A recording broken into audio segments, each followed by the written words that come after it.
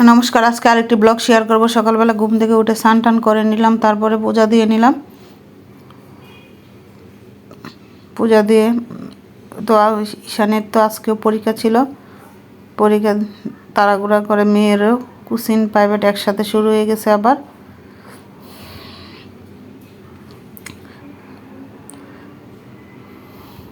তো তাড়াহুড়া করে নাস্তা বানিয়ে নিলাম। নাস্তা বলতে কি, তাছাড়া শর্টকাটে চাপড়ি পিঠা বানিয়ে নিয়েছি পেঁয়াজ ধনিয়া পাতা কাঁচামরিচ দিয়ে, আর একটু দুধ চা বানিয়েছিলাম, বানিয়ে আমরা খেয়ে নিলাম। আর দুপুরবেলা করলা উস্তা আলু আজকে ভাজি করে নিলাম। আর মাছ রান্না করব, ওইদিকে আগে ভাজিটা সেরে নিলাম, তারপরে মাছ ভাজি করব।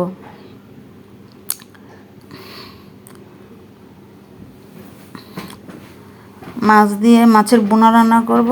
আর ফ্রিজে মিষ্টি কুমড়া ছিল, মিষ্টি কুমড়া দিয়ে মাছের মাথা দিয়ে রান্না করব।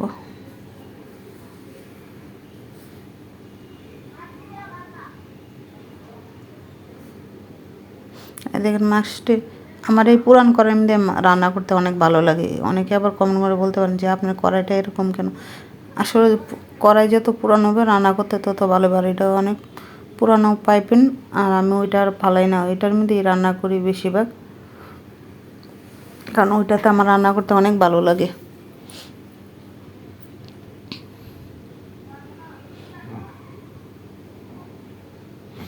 মাছগুলো অনেক সুন্দর করে ভেজে নিয়েছি।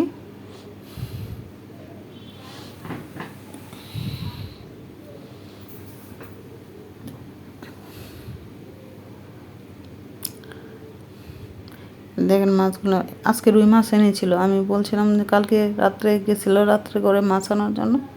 তো আপনার ভাই আর মাছ গিয়ে পায় নাই, বলতেছে রাত্রে আনবো না, কালকে তোমার অফিসে থেকে আসার পথে মাছ নিয়ে আসবো।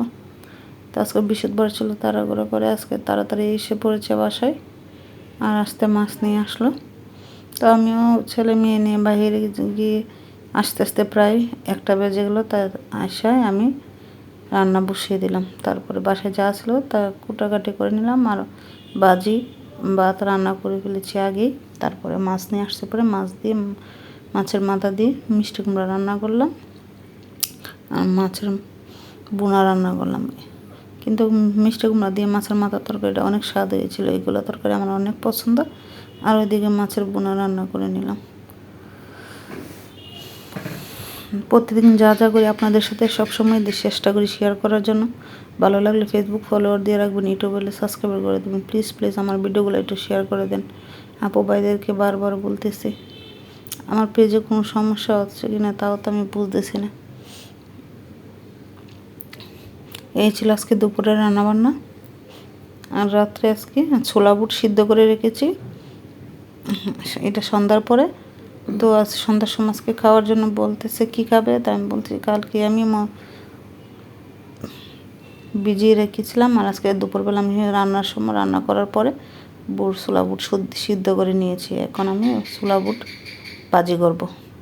ওইখানে পেঁয়াজ কাঁচামরিচ 2টা গোটা এলাচি দারচিনি ঠ্যাঙ্গা দিয়ে দিলাম, তেজপাতা দিয়ে দিলাম, আর পেঁয়াজ কুচি দিয়ে দিলাম, দিয়ে ভালো করে কষিয়ে তারপর আমি এখন রসুন বাটা, আদা বাটা, জিরা বাটা, পেঁয়াজ বাটা একসাথে করেছিলাম, মশলাটা দিয়ে দেবো।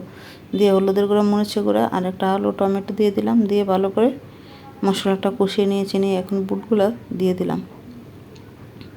আর কার এরকম বুট বোনা খেতে ভালো লাগে আমাকে বলবেন। এরকম বুট বোনা আমাদের বাসায় প্রায় সময় রান্না করি, অনেক সময় হয়তো শেয়ার করি না।